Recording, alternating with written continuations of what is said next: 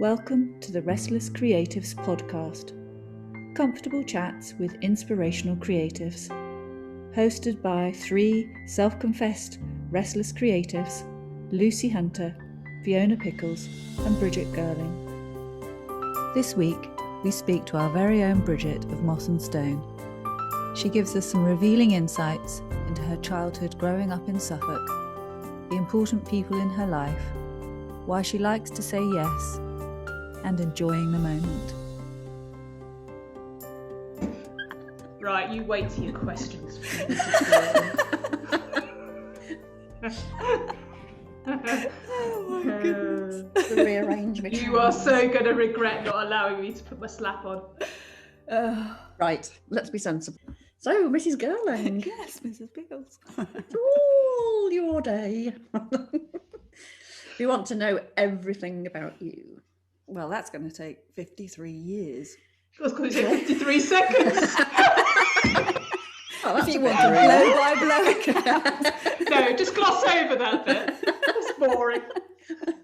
Yes, most of it is very, very dull. We really want to know things that nobody knows about you and unexpected things. Oh. Let's So how go did back. you... I was going to say, Yes. you're going to have to give me some prompts because now I'm my mind's going gone to, completely don't worry. blank. So, when did you first... Well, let's start with gardening. When did you start gardening? At what age? Were you young, old? Not that you're old. Yeah, Wow, I just a given couple that of away years already. ago.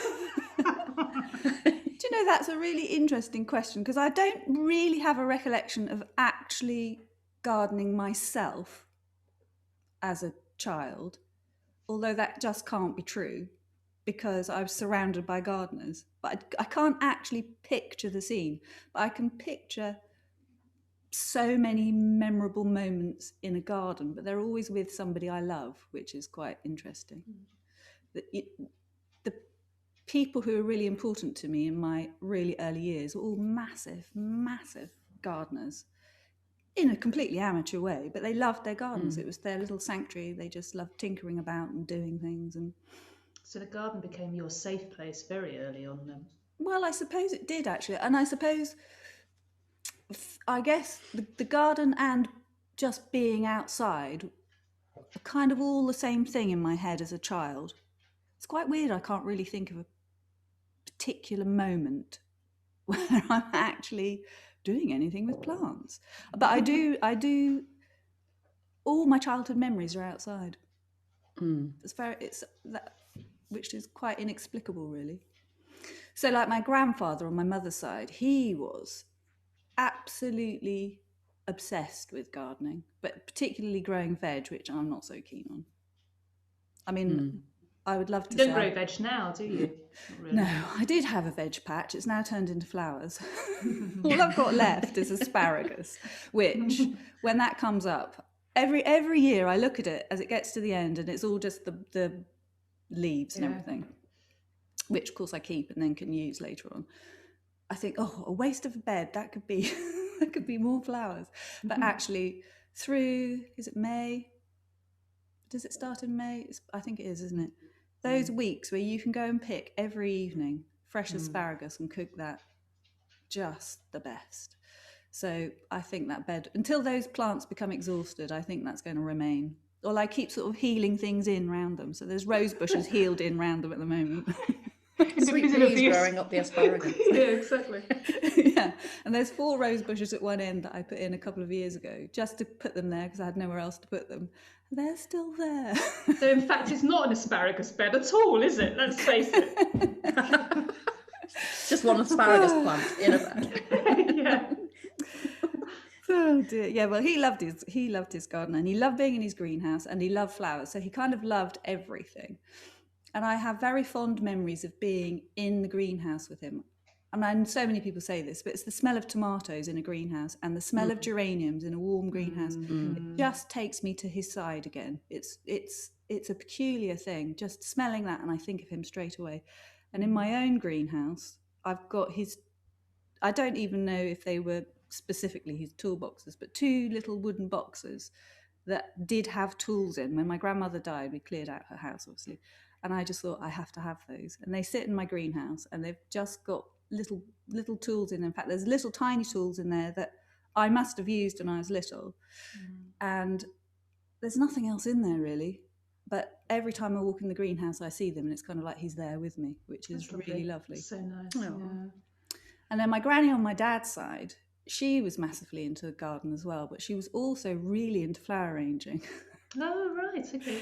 She considered herself to be rather in with the Constance local Fry. flower club. I was going to say Constance. Well, I don't know. I do remember her designs being terribly triangular, which I think quite a lot. When would that have been then? Oh, well, this is Late 70s? Well, I was born in 68, so yes, that would have been Late 70s. Yeah. Yeah. I remember them sort of sitting on the side and very, very triangular. And she had a cupboard, and as a child, I remember it being an enormous cupboard. You could walk into it. I don't think it was probably much more than a broom sort of Hoover-sized cupboard, but you could walk into it and it was shelved, and it was full of all of her flower paraphernalia, foam, of course. Because she would have been an early adopter of foam when that came out, I'm certain, because being in a flower club, they probably all thought this was marvellous stuff. Flower frogs. Oh, how I wish I had her flower frogs. She had so many of those. Vases and pots, and goodness knows where that's all gone now. But it was my memory of it is that it was a cupboard dedicated to all of her flower stuff. Oh, flower cupboard. Yeah. I have no recollection of anything else being in there. And that's not to say there wasn't, but I don't remember anything else. I just remember it being vases and a particular smell, I suppose. Did you grow up then thinking, I must be a gardener, I must be a flower arranger? No, I thought I was rubbish at it. So I thought I was rubbish. I can remember you when I was considered first... it and then pushed it aside and went off to do other things. Or I you just didn't thought really... I wasn't. I suppose when you get into your teens, perhaps gardening's just not a thing. Definitely wasn't in my teens. Nor mine. You know, and as far as I was concerned, all the old people around me did gardening, and I was 15, 16, 17, and I mean, I was walking every day. I mean, I was very much in touch with being outside, but actually gardening, I think I would have thought was just what old people did, because that's what When you teens, you all the did, old didn't you? I people around mean, me the did. thought of sitting down to watch Gardener's World in an evening when you're a teen, you know, it just... Well, I've You would seen my laugh, own wouldn't you? teenagers' faces when they were that age. I think I know exactly how I would have felt. But my life was still outside all of the time. We grew up with Labrador dogs, and so they had to be walked every single day. And so, you know, just walking every day was really, really important. My grandfather on my father's side, they lived on a farm, so they were farmers. So we were always, if we were there, we were just outside in the fields, mucking about down by the river, just doing stuff. Nothing very exciting, but just outside. And I remember my mum used to just say, be back at tea time. You know, there was no other requirement, just be back at tea time. She didn't ask where we were going, who we were with, what we were doing. It's just be back at tea time. So there was that. And then my grandmother on my mother's side, she wasn't so much gardener. She loved flowers and things, but she was a huge walker. And when we were tiny, we had to, whenever we saw her, we had to walk somewhere every single time. And she lived by the coast, and so we would walk for miles. And I remember she lived in Felixstowe, and I remember the particular walk that we regularly did would be through past the allotments where my grandfather had his allotment, through a copse of woods, which was just felt magical, and then down these really steep steps that were called Jacob's Ladder at Felixstowe, and along the coast and along the prom. If we were lucky, we'd end up with an ice cream. And then You were good. walk back up through the town. But we would walk, and we would walk at a lick. She was a fast walker, and it was... That's where she's got it from, Luce. There we go. Right. That explains a lot. Yeah. We were built in the same way. My mum's built in the same way. And we've all been fast walkers. And I do remember when she got really quite old and she started to slow down. I found that really quite sad, actually. She still wanted to walk. And even when she was pretty much in a wheelchair, we still had to go out all of the time. But, you know, walking for her and just being outside was really, really important. And then on the other side, at the other end of the scale, I had these 3 great aunts who were my grandfather's, on my father's side, sisters. And one of them, the middle one, she was as old as the last century, so she'd be 121 if she was still alive. So they all were young women, or coming into their teens, around the First World War. So, of course, there were no men left, so they never got married. And they kind of lived together. So 2 of them lived together in a house, and then there was a cottage attached next door that the other one, who was less sociable, lived in. The hermit went into. But of course, they saw each other every day. It was her choice.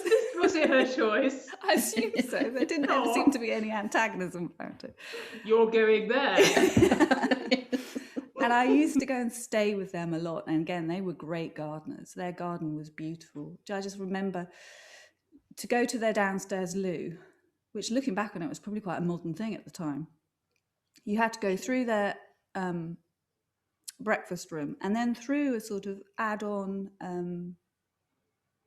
conservatory space. It certainly wasn't an orangery, and it wasn't really lean-to, but I can't really describe it in any way. Anyway, it was a lovely room with and that was full of geraniums and house plants and things. And again, it's the smell. You know, I remember as you go to the loo, the smell of going in that room, particularly if it was sunny, it was just warm and just full of plants. Probably the smells I left the loo might not have been quite so good. Thanks for that, Bridge. I was really enjoying that little story before. Crash down to earth. And I remember walking up, both great aunts, the one on her own and the 2 of them together. That's so sad. No, but I'm really sorry. they were together. I think they had most meals together. She She liked her own space. Yeah, she did. I'd probably be that great aunt, actually, Aunt Edna. And their paths were lined with lavender. And again, as a child, just arriving there, being so pleased. I mean, can you imagine just being so pleased to be going to stay for the weekend with your 3 maiden great aunts? But I loved going to see them. They were very indulgent with us, but treated us, I suppose, not like children, really. And they were all teachers. So they just had a sort of a way with us. But I didn't ever go with my sister. I'd go on my own, which was nice. Okay. And then my sister would have her turn. We're going to stay with them and stuff. Okay. So that was lovely. But you arrived. And of course, the first thing that assailed you was walking through the lavender up to their front doors, which was just... Where did they live then? They lived, again, in Suffolk, Dalham. Okay. Right. So really not... But beautiful, beautiful village. Right. And I do occasionally drive through and I look so fondly at that little row of cottages because it was just so beautiful and so many lovely childhood memories. And they had 2 donkeys called Johnny and Jippy. Oh, gosh, it sounds idyllic, doesn't it? It was idyllic, honestly. Yeah. I was so blessed with my childhood, I really was. And Johnny and Jippy were just so lovely. And it was my... Johnny and Jippy. You couldn't make it up, could you? When you'd obviously have to go and feed them every day. So, again, it was just... They were great walkers. We'd walk, we'd have to feed the donkeys. You know, they were making jams and gardening, and when you went to stay with them, you just kind of fitted in with their activities. If it was winter, it was sitting by the fire and sorting buttons. You know, they'd have... Oh my goodness! It does sound like an Enid Blyton book. It was Enid Blyton. It's like Miss Marple. Nobody ever got murdered. Well, that's good. That's good. Sorting buttons. Do you know what? The thought of that just fills me with just I love. Did you used to do it? Yeah. Oh, no, but I'd love to. I think I need a box of buttons now. It was just lovely, and because we had boxes of buttons as well. It must have been a thing back, but maybe it's still a thing. But then, of course, you know, they went through 2 world wars, so they were never going to chuck anything. Yeah, sorting buttons, and but there was always and if we weren't staying, we'd just gone for a meal or something.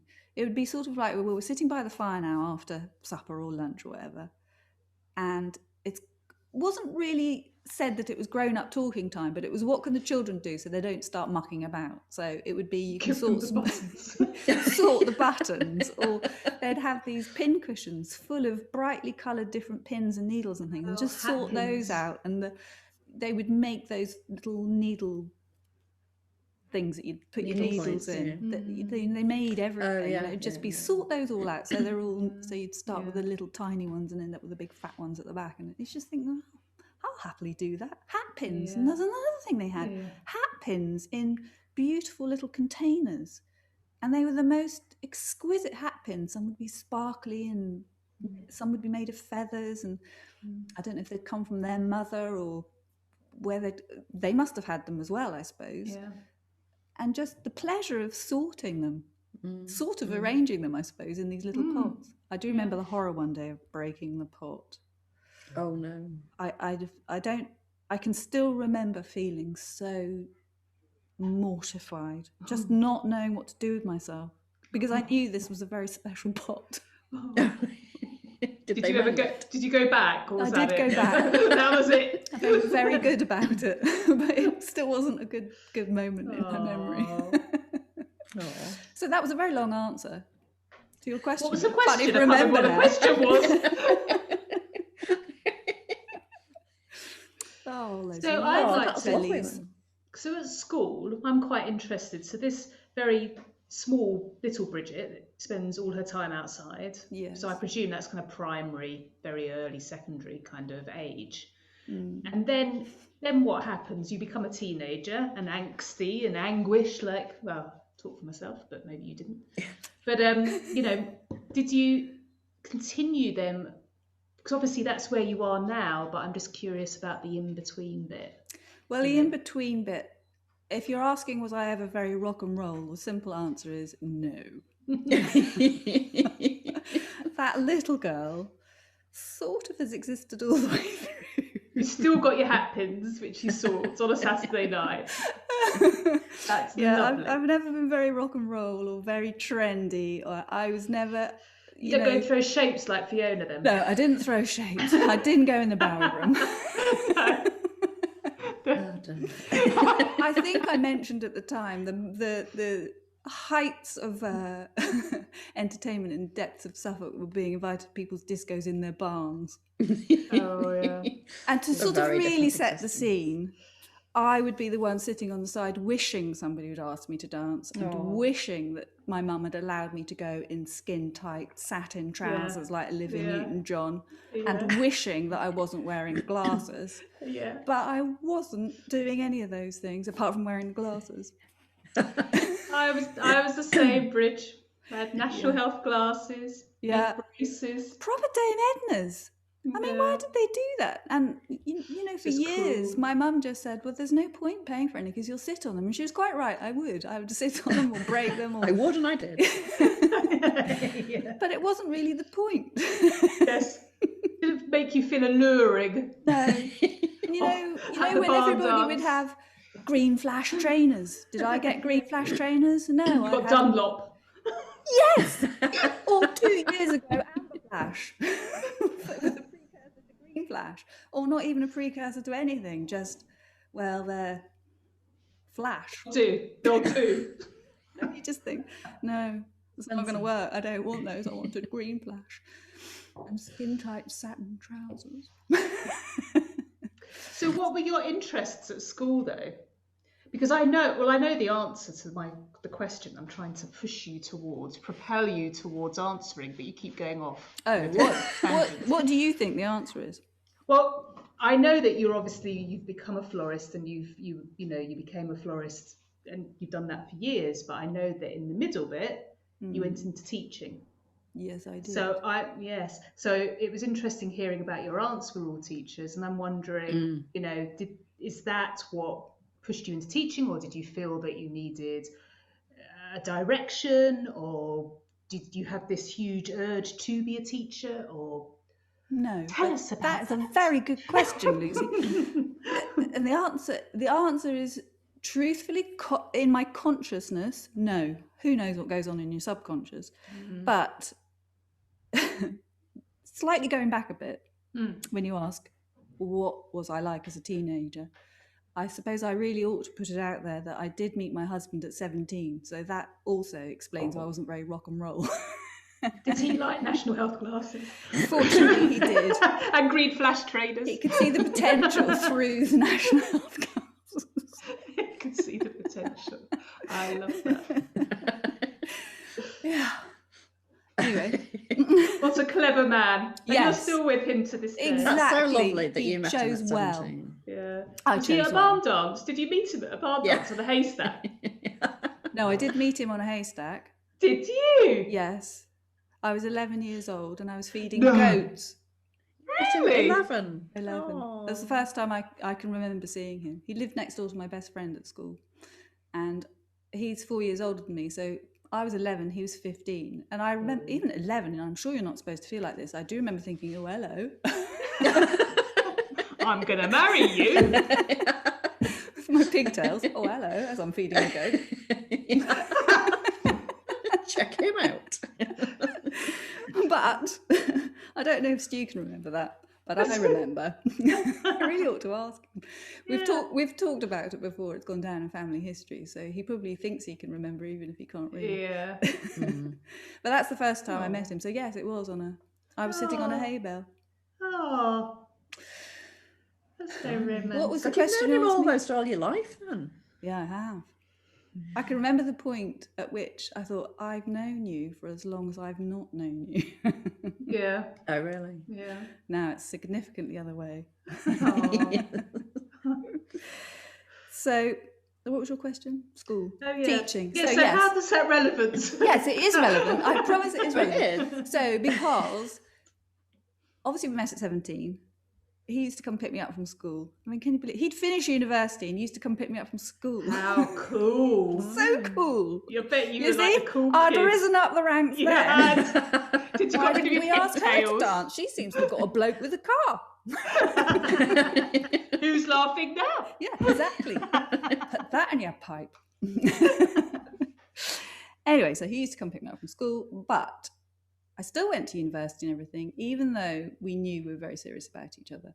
So he'd finished university and he was ready to start his career.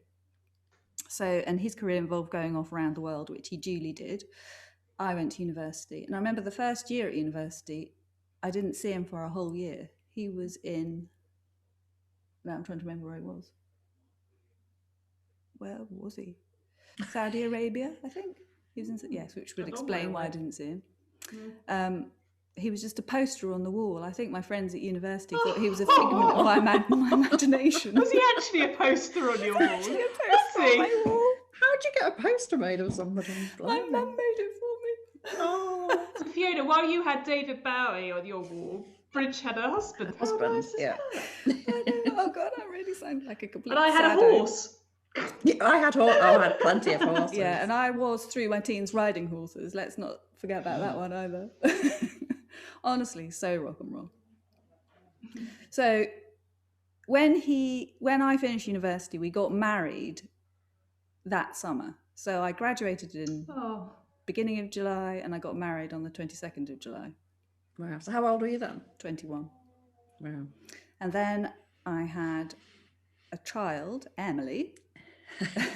At 21. A child? At 22. I just managed to make it into very 22. young. No, I hadn't just managed to make it. But she was, let's just say, in the early part of the second year of our marriage. She was quite quick. But you had known each other forever by that Exactly. stage. Why wait? Exactly. So, again, in answer to your question, what I studied at university was psychology, and I really wanted to be a clinical psychologist. What I really wanted to do was go down the medical route because I just really wanted to help people. I've always wanted to just help people in that sort of way that you do when you're a child. I'd like to be able to help people, make them feel better. And I didn't get the right results to do medicine, which I would really like to have done. Whether I really would have actually liked that in reality, I doubt very much, actually. The sort of being a GP sounds now, as a grown-up, horrifically dull. But at the time, A&E doctor, yes. Can you imagine if you'd have been an A&E doctor though? Blimey. I don't mean what are you saying? That sounds horrible. No, I meant. Are you saying don't go to that A&E? No, not at all. Don't see that girl, that doctor. That's not what I meant at all. She's not very rock and roll, that doctor. No, she's not what the national health specs. And her pigtails. Because of your hankering for the outside, etc. I know. I think I would have. I don't think A&E. it would have lasted very long, which is possibly why teaching didn't last very long. Actually, it never ever really did completely ring my bell. But I'll go back to how I got there. Yeah. So I wanted to be a clinical psychologist. Cut a long story short, when we got married, we moved to Aberdeen. And at the time, clinical psychology could only be studied in 6 places in the whole country. There weren't any near Scotland, or none near Aberdeen anyway. So I thought, well, I'll be an educational psychologist. And at the time, to get onto an educational psychology course, you had to have already been a teacher. So you had to do your teacher training and you had to have taught for 2 years. Right. So I went and did the teacher training. Whilst I was doing the teacher training, got pregnant with Emily. Then she was born. Then I had Will a couple of years later. And once he was a little bit older, we had moved back to Suffolk. And I thought, right, now, whilst they're small and they're at school, I can actually start to do some teaching, which I did. I did that as supply teaching for a bit. And then I actually got a permanent job. And I did that for about 7 or 8 years. But I'm not very good at following the rules in anything. Being told what to do. Being told what to do. There's a bit of a theme going on here with all of us. It's a bit of a common thread. Yeah. Sitting in a staff room and having a staff meeting every day made me feel like I wanted to rock in my chair. You know, it's like Groundhog Day every single day. And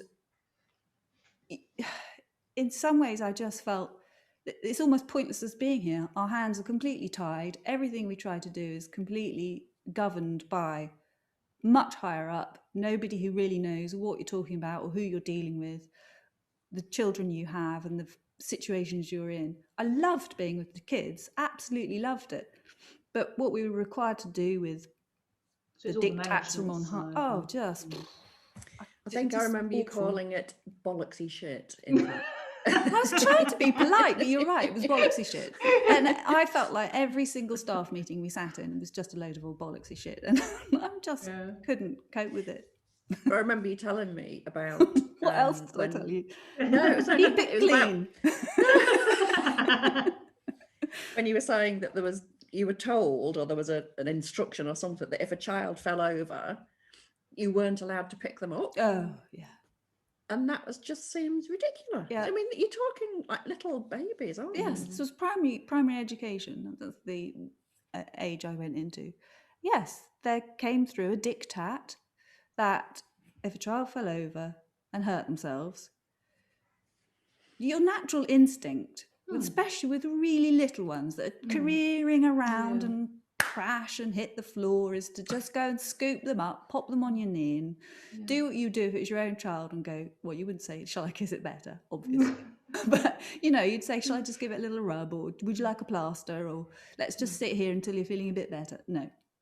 Apparently, what you were supposed to do was to peer down at the child and go, can you get up? Floor. And if the child went, dear, that's a shame. I'll leave you there then. You're right down there. If the child went, no, I can't get up, you're supposed to call an ambulance. I mean, no. Yeah.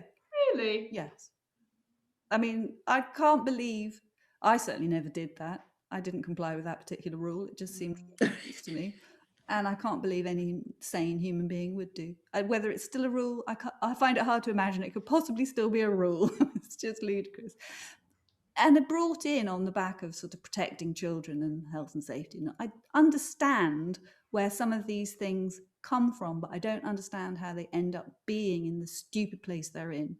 So, Yeah. I mean, you can understand if there's some sort of danger that they have broken their neck or something, but you're not going to move them to that degree, are you? No. You're common sense people, you know, it's just... Exactly. And generally teachers usually have first aid certificates, so they've been taught all of that as well. So, you know, just somewhere along the line, somebody thought, oh, I think we need to be protecting children from gung-ho teachers who think they can dust them down and they'll be fine, and they have broken their neck. And you think, well, actually, most of the time they haven't broken their neck, and all they do need is a dust down and a knee rub and tell them they'll be fine. It'll be lunchtime in a minute.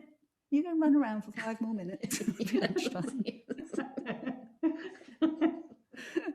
So yeah, and wasn't good at rules at all.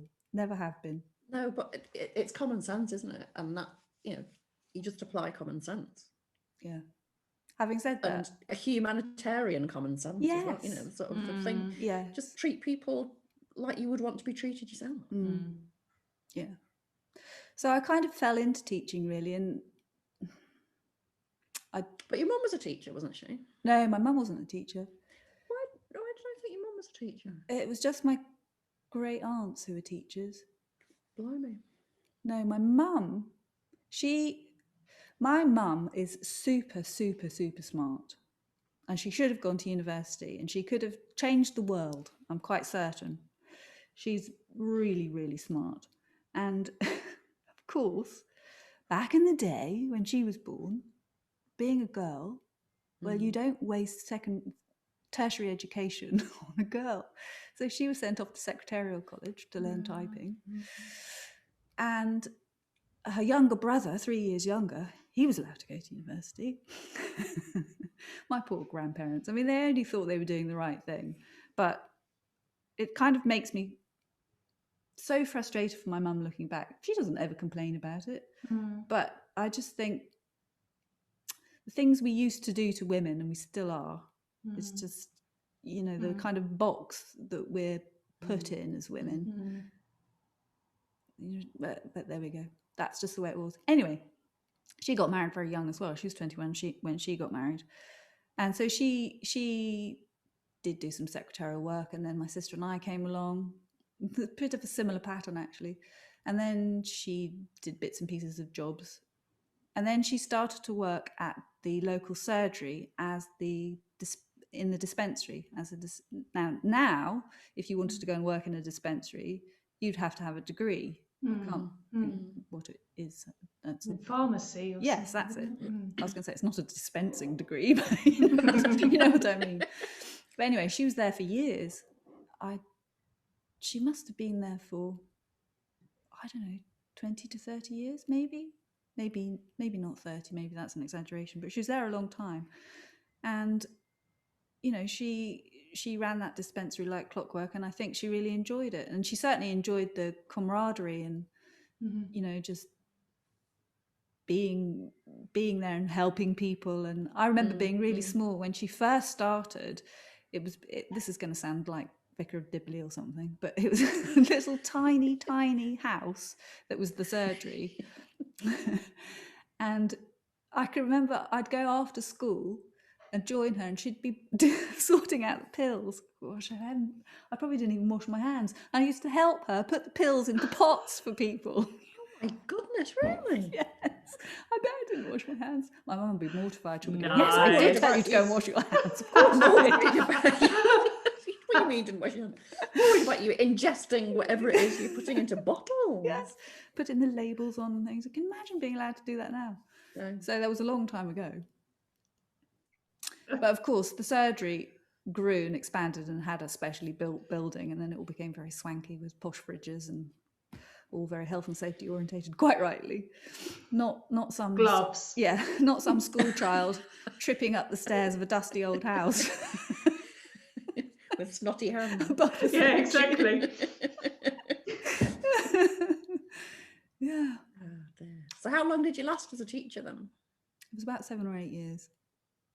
Yeah, not long. And did you enjoy it at all? Did you? Yeah, I really did enjoy being with the kids.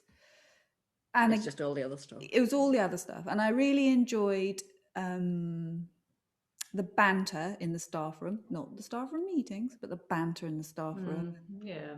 you know, again, the camaraderie and, you know, working. I loved it when it was our turn as a class to do the school assembly play or whatever. I loved all that kind of stuff, just because it was off-piste. You could do whatever you liked. You weren't following curriculum, and it was great fun. You could let everybody shine instead of, for some reason in the classroom, not everybody could because there wasn't an opportunity to allow them to. Whereas that kind of thing, there was no curriculum. It wasn't set in stone what you had to do minute by minute. You could do whatever. That was great fun. So I did love all of that, but I'd never go back to it. I'd never go back to it. So had the flowers started to then play a part before you left teaching, or did you leave teaching and then think, right, what am I going to do now? Well, gardening was always big in my adult life. So this is why it's funny that I can't recollect actually physically gardening as a child. But as soon as we got married, I was gardening. And living in Scotland at the time, you could garden till 11:30 at night in the summer, and I would be. So the children would be in bed and I'd be outside gardening, just try to get me inside. It was just, I loved it. That feeling is just so lovely, isn't it? Where you're just completely lost in it, and it's just the only thing that's going to make you stop is because you can't see anymore. Exactly, exactly. That was the only thing that would bring me inside. That and probably needing a wee and hunger. And those two things you could deal with and go back outside again. But yeah, I loved it, and I would just spend hours out there. Nothing was ever very successful because I was completely self-taught. Despite having all of these gardeners around me, I was pretty clueless about gardening. Gardening? That's a new one. Gardening. So I did. I just loved it, and I didn't really mind if it was I can't speak now. Success or a failure. I just enjoyed process, isn't it? Exactly, just being there and getting. I can remember one of the first houses we moved into was called Castle Lodge, and sounds very glamorous. It does, doesn't it? It was tiny. Was it just the room? When I look back at photographs now, I think, oh my God, how did we live there? We loved it, and it did have a nice garden, and there was a cow meadow next to the garden. Honestly, I am such a rural person. Even when I was at university, I lived in a cottage, and cows would put their heads in the window of the kitchen. Oh, that's so nice. You can't get we definitely had very different experience at university. I told you it wasn't exciting. No, I didn't mean that. I was in Fallowfield in Manchester. No cows. You not have cows? Of the kitchen. No Argo you were cooking on? No. I remember we had slugs on the carpet in the lounge. Oh, I suspect we had slugs. Yeah, ours was pretty crummy, our accommodation. But yeah, no, I remember that particular garden, Castle Lodge, just thinking, right, I need to get out. And we were renting it. We didn't own it. We were renting it. I was just going to say, I had a feeling you were renting and not bought. Just had to get out there and do stuff. And the people who owned it, they were living overseas. So I knew they wouldn't see any kind of travesty that I'd done. And there were no rules about what I could or couldn't do. Anyway, so with great gusto, I went out there and started clearing beds, and it was only after the event, probably a couple of years later, that I realised what I'd been pulling out were beautiful aquilejas. Oh God! Oh, no! Can you imagine? That's how you learn, though. Yeah, I learned. Thankfully, aquilejas self-seed, and they forgave me and came back up again. They really liked it there. They really liked it there. They were determined they were going to come back.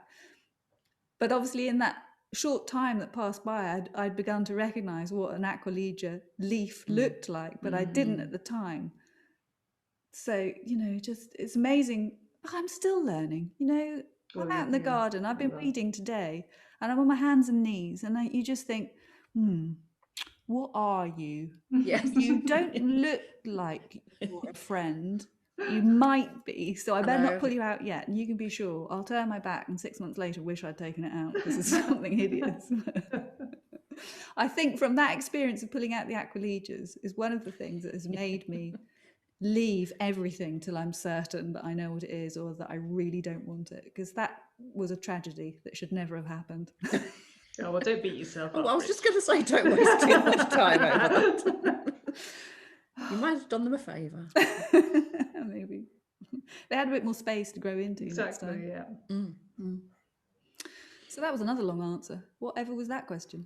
I've forgotten what that question was as well now. How did you get into teaching? Oh, so how did you get into flowers? So teaching, where did you get to flowers?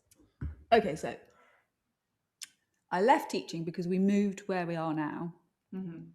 And it was, that house? Yes, it was too far to travel to where I was working. So I thought, well, I'll just give it a little break. And the children were starting a new school. Yeah. And I thought, well, I'll make sure that I'm kind of there for them and stuff. And although it was still in Suffolk, it was one side of Suffolk to the other. And Suffolk's a big county, so I didn't really know anybody. So I thought, well, I'll give myself 6 months and work out what I want to do. Wasn't really sure that I wanted to go back into teaching. And of course, 6 months drifted, and we've got a lovely garden here. And I started to tinker about in the garden here, and we had stuff to do in the house. The kids were, what would they have been, 9 and 11. So starting to do all sorts of stuff and play sports, and it was just nice being able to properly spend time with them. But also I do get bored very, very quickly, so that only occupied a little bit of my time. And another thread, I think. Yeah. Very quickly. Restless. Yes. Realised that being a lady who lunched was great for 6 months, but beyond that, it was kind of like, well, I really don't want any more lunch, and I don't want to talk to you about shopping.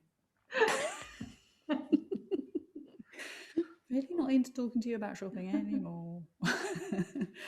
So I just picked up all sorts of little jobs along the way of stuff to entertain myself, really, that weren't too serious. So things like I worked in a local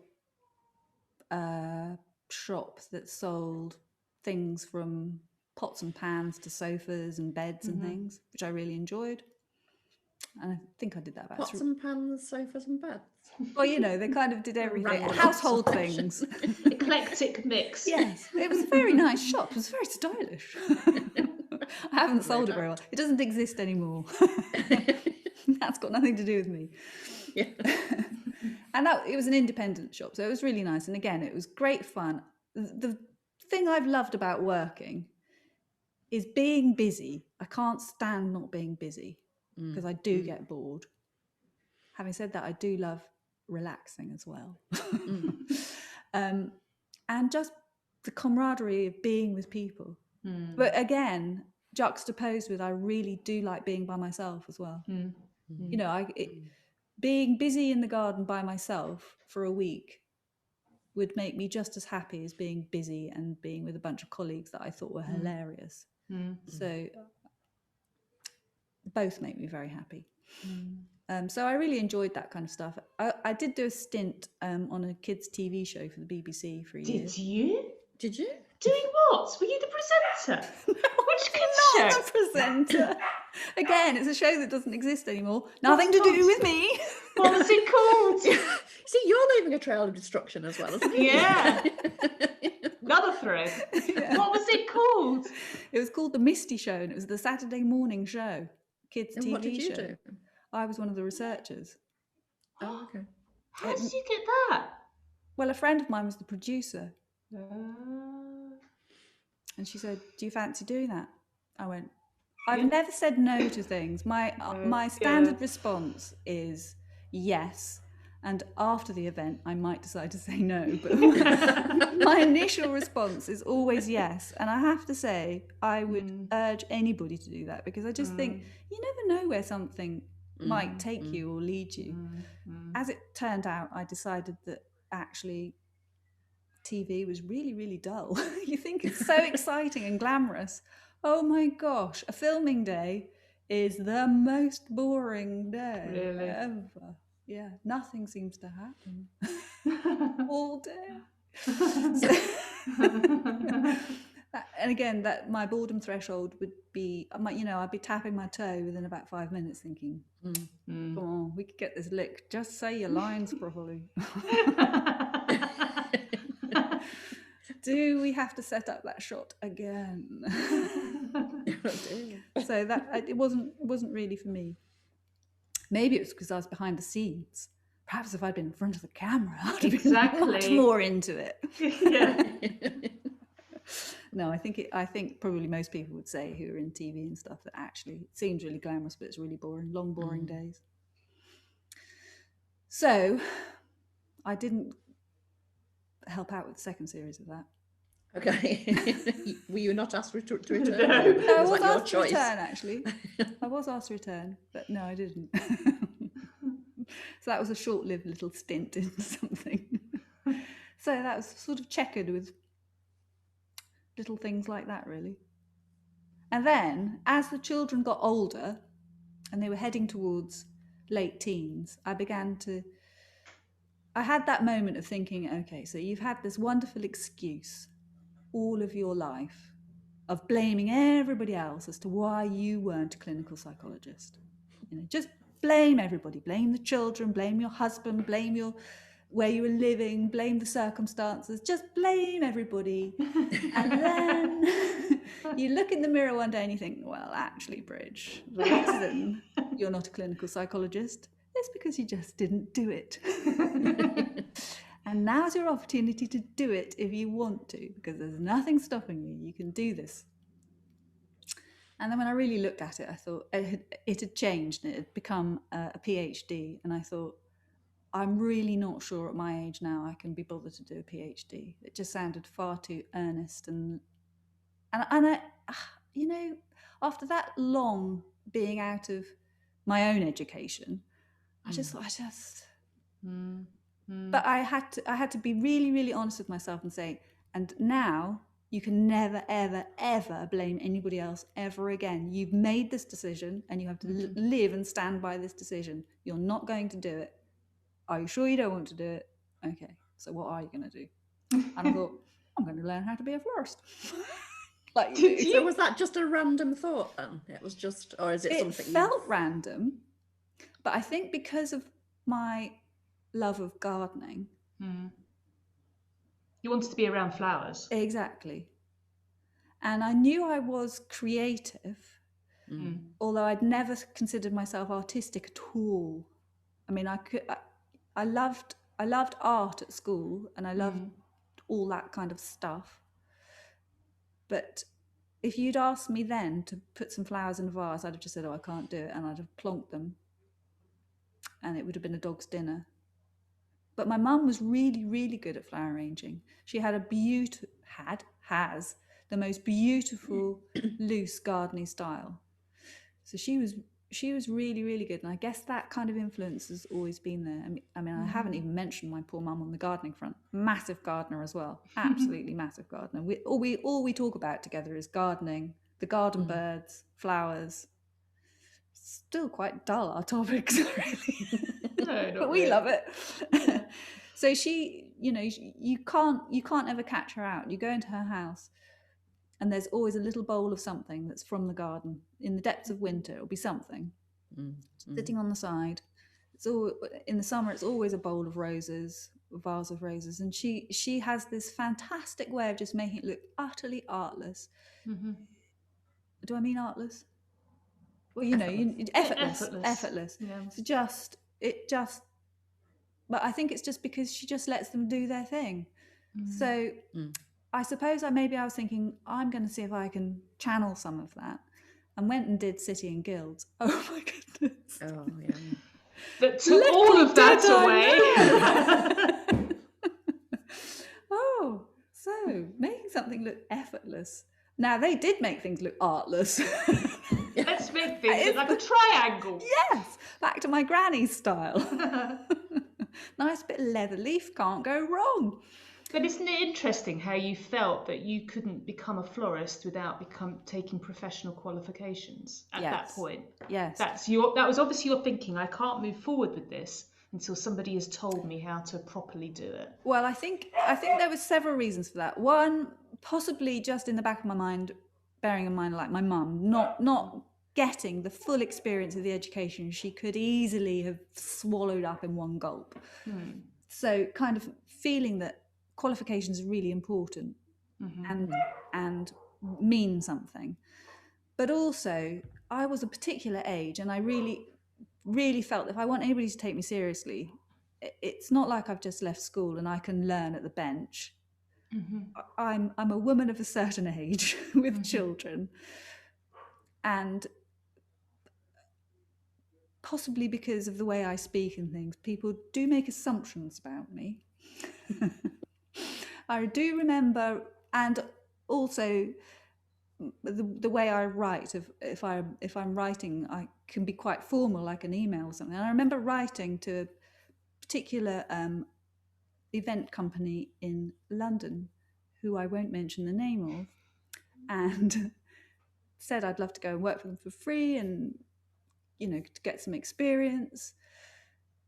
And I can't tell you how rude the email was that came back. Really? But Really? I realised after the event, I had just written it in a way that I was used to writing, which was proper sentences. Don't forget I was a teacher, you know, but it was all, I wrote it all. I made my case very clearly, and I thought I'd written a fabulous email. But anyway, the email that came back just went, I think you'll find our situation's just a little bit too dusty and dirty for you. Oh my goodness. Yeah. I don't think this will be the right setting. And I thought, you have got no idea. That's a huge assumption that you've just made. Just because you can write properly. Yeah, and I can't remember exactly what I put in the email, but I would have said how old I was and where I was at in my life and stuff. And I suspect they probably just thought, we don't want some random nearly 40-year-old woman coming in and thinking she knows everything. And so I will have written a very off-putting email, I'm quite certain, but it certainly didn't deserve that response. But I'm also one of those people, if you give me that kind of response, oh, well, now you've made a mistake, because Gonna make it your mission. If you're going to tell me I can't do something, I will bloody well do it. So I didn't ever go and work for this person. However, I have come across them on several occasions, and I go out of my way to be the most charming person and annoying as I can be. Do they know? Have they ever put two and two together? I don't know. Yeah. I'd be surprised if they didn't.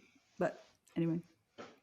How funny. Yeah. So you're like Julia Roberts in Pretty Woman, aren't you? Yeah. Oh, I love that film. We went to see it with my friend, and we both wanted to be prostitutes when we came out. That was our career goal. Love it. How old were you? Oh, about 14. Oh, your mum would have been so proud. So proud. It's like, Mum, not going to university, we're going to be prostitutes. Going to make a fortune. I'm going to meet Richard Gere. Yeah. Oh dear. Sorry. No, but it's funny, anyway. isn't it? Because like just being told that, and I thought I've got my City and Guilds, which was torture, absolute torture. I mean, I did know how to wire a flower and make a flower crown and all that kind of stuff, which was really useful. Your wiring's very good, Bridge. Unlike I never plan to use it ever again. But it was, you know, I thought I'm a certain age, I need to be able to go with skills that rather than say I can sweep the floor, I need to be able to demonstrate I can sweep the floor, because I've been told what I have to do. I know what I have to do. I know what this involves. I can do the basics, and I will be useful to you. Oh no, I think this is going to be just far too dusty and cold for you. Cold, that was another. I thought, yeah, you're right, it will be too cold, but I've got my head Did you around tell that. them that you're particularly nesh, or did you not mention that in your email? He doesn't know. Very susceptible to the cold. Exactly. No, I didn't mention the cold. Yeah, if I do come and work for you, I will need a special heater. And I won't be able to move my arms. I could have understood the response to that.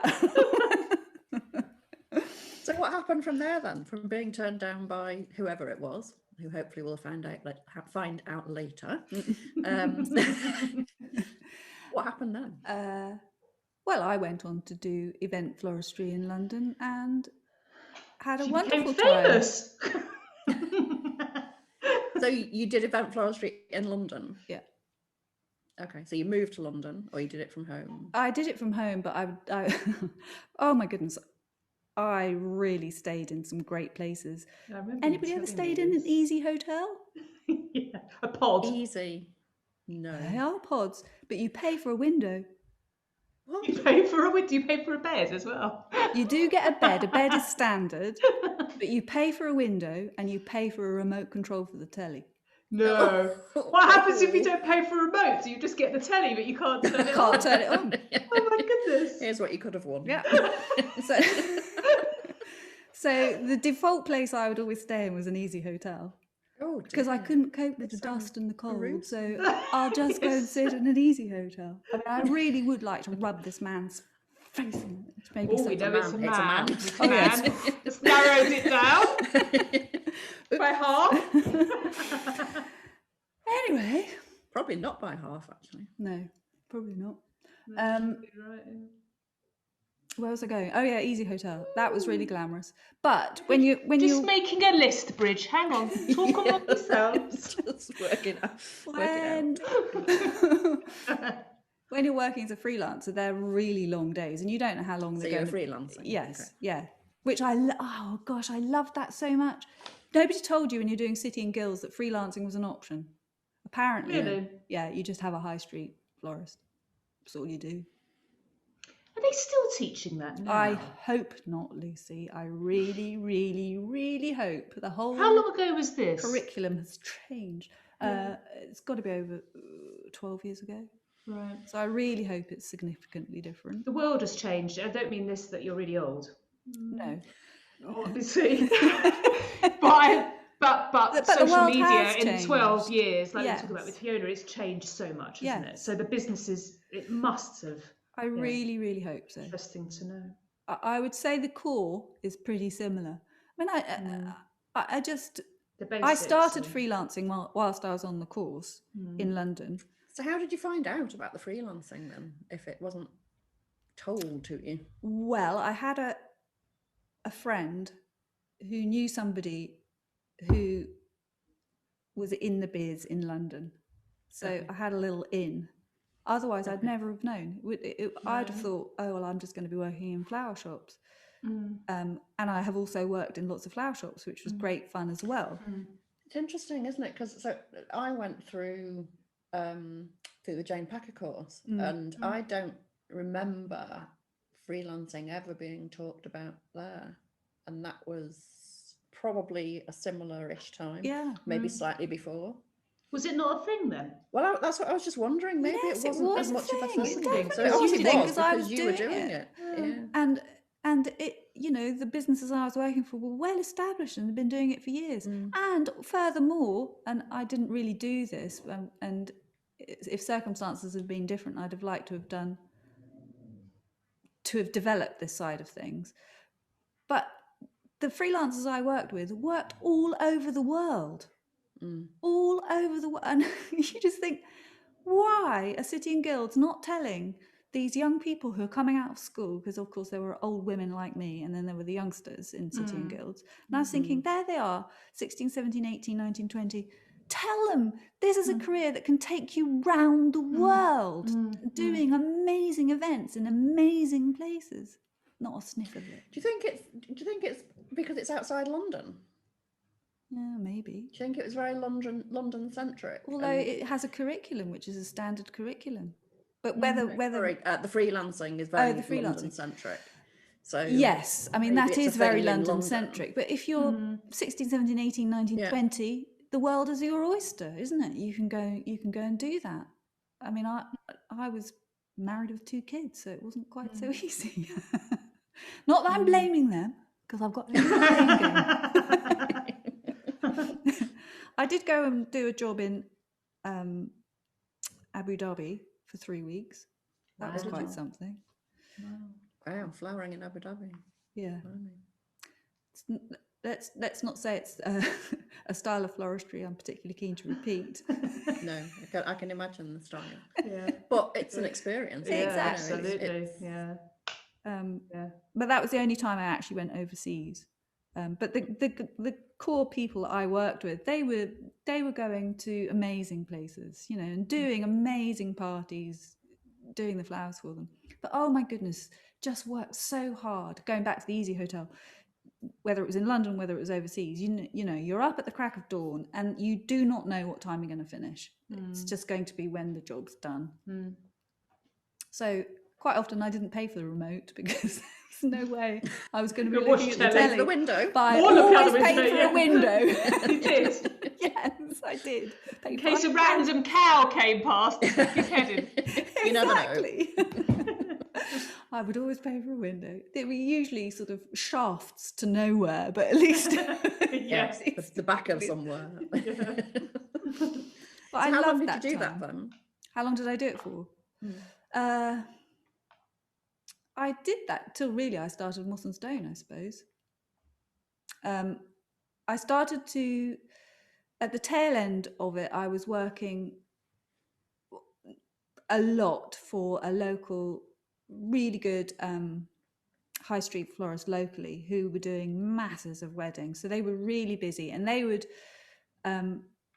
sign me up for a job 18 months, 2 years in advance. And obviously being one person, you can only be in one place at a time. And the thing with freelancing is with companies, quite obviously, they like their team, but because you're all freelancers, they have a sort of movable feast of people. But if you consistently say no, you start to move down the list. And of course, because I was booked up 2 years in advance, quite often I'd have to say no to things I really wanted to do, but I couldn't. Because you say yes to the first thing and you stick with that. Where was I going with this? Can't remember now. You were going that you were working at the local. Oh yes. So the event work in London started to peter out because I was working so much locally. But again, that suited me. It was 20 minutes down the road, so you know, I didn't see it as a great loss at the time. But after a while, boredom set in again. Okay. And that's when I kind of met you, I think, is it? Because I met Bridge by you. You started off selling your wares. Yes. Selling vases and containers and things, didn't you? And Yes, I I did. bought some of those. And the plan was, because I was going down to Cambridge, I think, I was going to meet up with you and pick those up. And the thing I was doing overran, and in the end, it never happened. But I remember you saying, I'm at this florist shop in, I was going to say Kings Lynn. Obviously, it wasn't Kings Lynn. It was somewhere. Yes, that was it. Yes.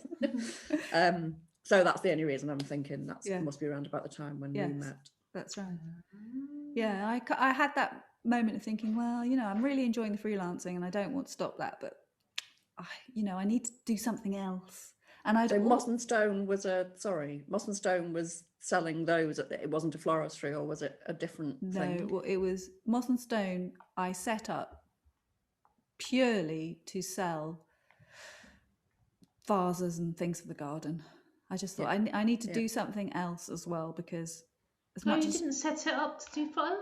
That's interesting. I didn't know that. No, because that's what you were doing. You weren't a florist when I knew you. It was just selling those. Okay. I mean, the photographs were always beautiful. They were always beautiful, and obviously that's, I'm prime customer, aren't I? Just put something in a nice photograph. It's like, oh, I'll have that.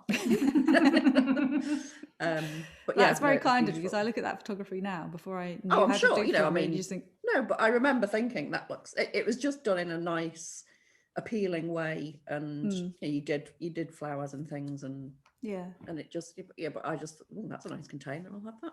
I did enjoy that, but of course, it didn't stay like that. No.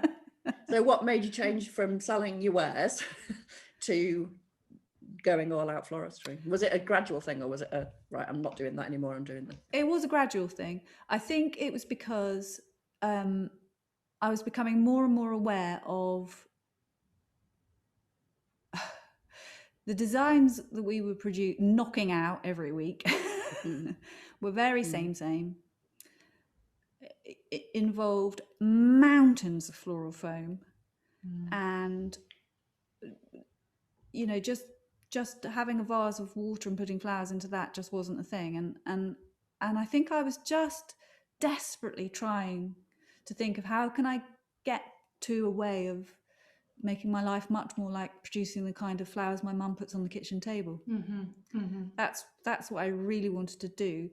And I wonder if subconsciously starting Moss and Stone was my way of putting my toe in the water and thinking, well, I've started a little business, so now I could do, because I mean, putting aside that obviously being a freelancer is your own business anyway.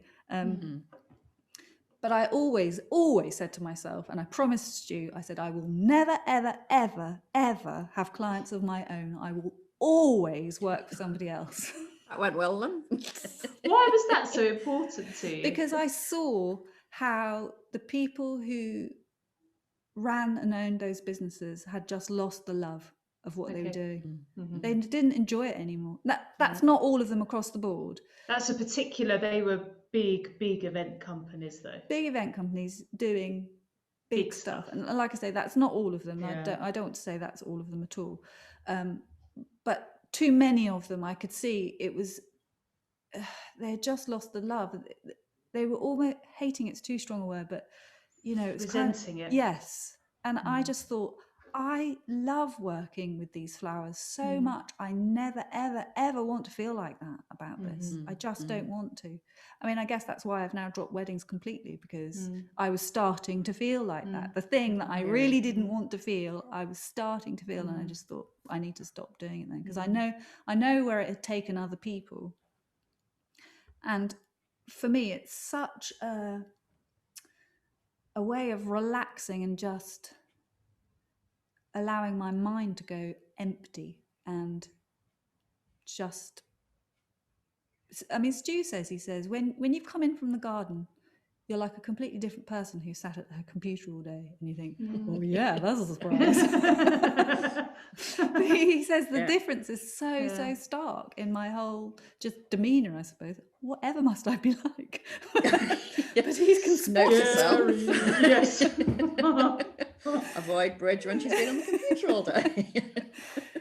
So I just, you know, I guess preserving my happy place, I feel, is essential, because I've seen where it's taken other people. They've taken their love of something and turned it into a business that's become a monster. And that's just not something I can afford to do with something that makes me so happy, so fundamentally me. And it's not actually the end result for me. It's the process of creating that is the only bit that's important. Once I've made it and I've taken a photo, I might get quite cross with the photo and look at it and think, oh, this is in the wrong place, that's in the wrong place. But once I've done it, I shut the door on it, and I'll go back in the room a week later and it's mouldy up a corner. You know, I'm just not interested in it anymore. It's the actual moment of making that is really important. A bit like being in the garden. Success or failure doesn't matter. It's just doing.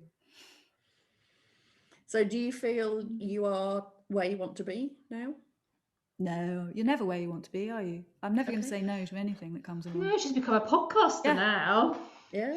How did that happen then? I don't know. Some strange person in one of these squares suggested it. One of these oblongs. Yeah, oblongs, not square. It was Drinky Friday, if I remember rightly. No, it was New Year's Day. It was Drinky New Year's Day. Yeah, there you go. You see? New Year's resolution. And it was towards the meeting, the end of the meeting. So I think drink had been taken. I think that's a very good. Oh, sorry. Go on. I was just going to say, I think that's a beautiful thing about working for yourself, though, isn't it? You can just see where it takes you.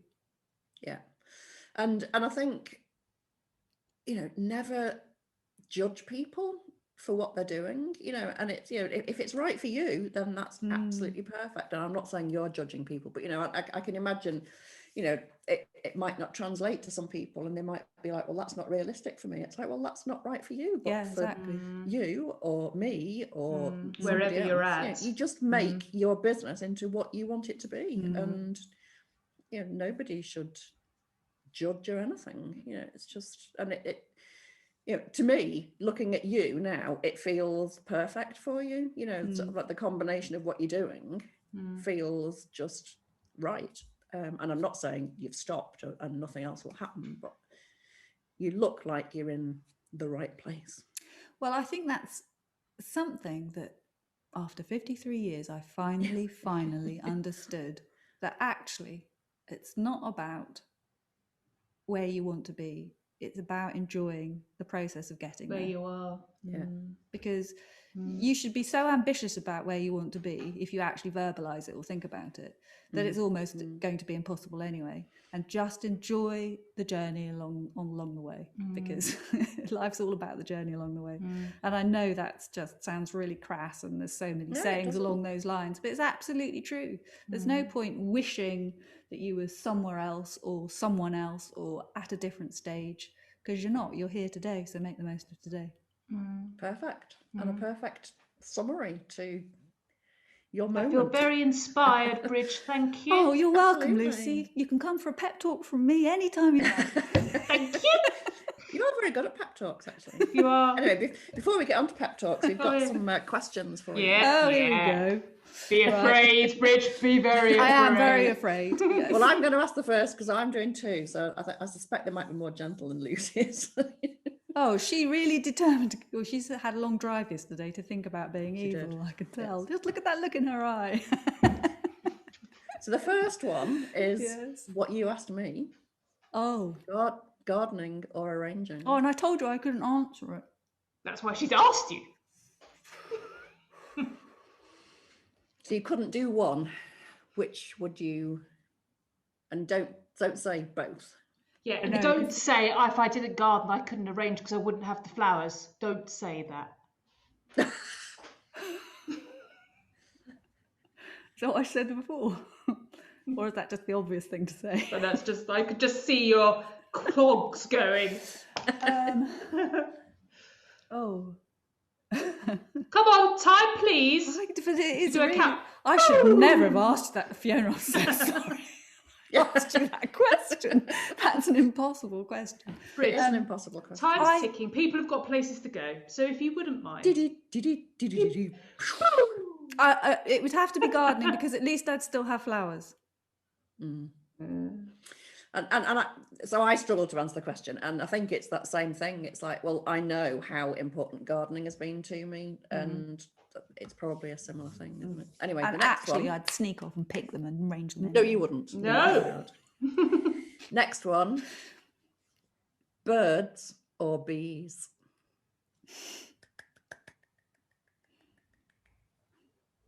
I can't believe she actually didn't react.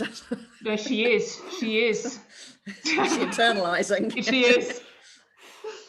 Look, she's blowing her cheeks out now. She's holding something back there, isn't she, with her mouth?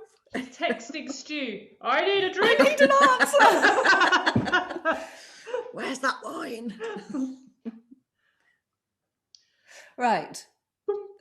Okay, here's my answer. I haven't got the bees yet, so it's going to have to be the birds. However, as a human race, we need bees, so maybe it should be bees. I think that's quite a cruel question, actually, to be fair. Yes, it is. And I'd just like to put it out there that mine aren't nearly as nasty. Okay, yes, Fiona said they were kind. Oh my God. Over to you, Luce. Oh, that's an evil laugh if I've ever heard one. Right, ready? Yeah. Circles or squares? Oh, Circles every time. Are you a circle girl? Mm. When you doodle? Circles. It's daisies every single time, and they all link together. clouds. I like clouds around everything. Underlines Clouds. and wiggles. I do square boxes. Do you? Ooh, interesting. Inside, all inside each other. Oh, that must No, I say don't think I'd something. ever do a box. It's always circles. No. Always do a square. Right. But you don't do oblongs, we know that. Yeah. Never do an oblong. Mind blowing doing an oblong. Never. Right, ready? Yeah. Piercings or tattoos? Piercings. Ooh. Are you sure? Yeah, absolutely. Have you got either? I had my ears pierced, but I expect they've closed over. I couldn't. I mean, I know it's a thing, and I know people love them, but I couldn't do that to my skin. No, Okay. especially as you get wrinkly. Well, that's the fear. Isn't it? Bit of a droopy butterfly never looks good, does it? No. A droopy skull and crossbones. No. wasn't quite the vision that you had. Exactly. And let's be honest, we've all seen some of those. In the summer, on the beach, you see some things you wish you hadn't seen. Okay, moving on. Yeah. Jigsaw or Monopoly? I think Monopoly.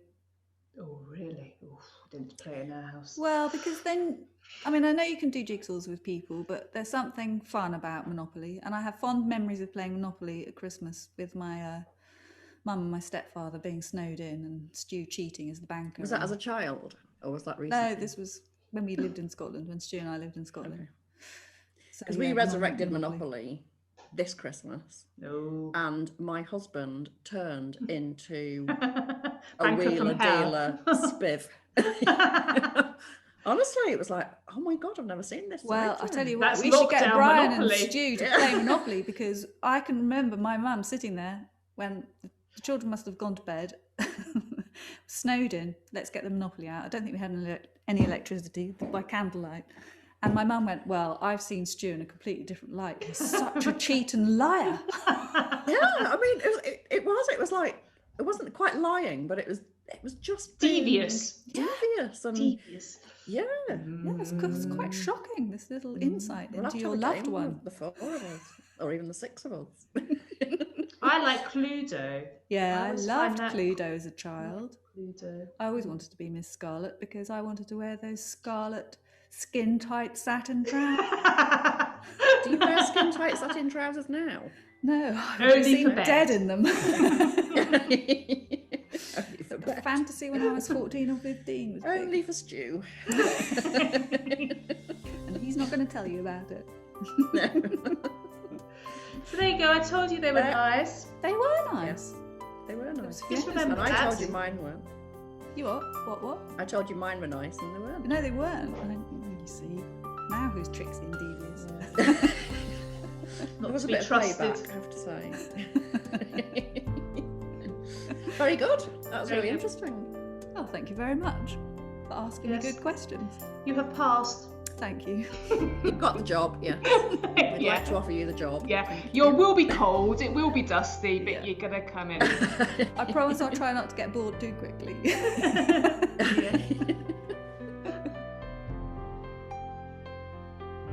You've been listening to the Restless Creatives podcast. To ensure you don't miss our next episode, please subscribe to our YouTube channel, the Restless Creatives podcast. If you'd prefer to listen rather than watch us, you can catch us on one of your favoured podcast providers. For more sneak peeks and behind the scenes fun, visit our Instagram at the.restlesscreatives or visit our website therestlesscreatives.co.uk.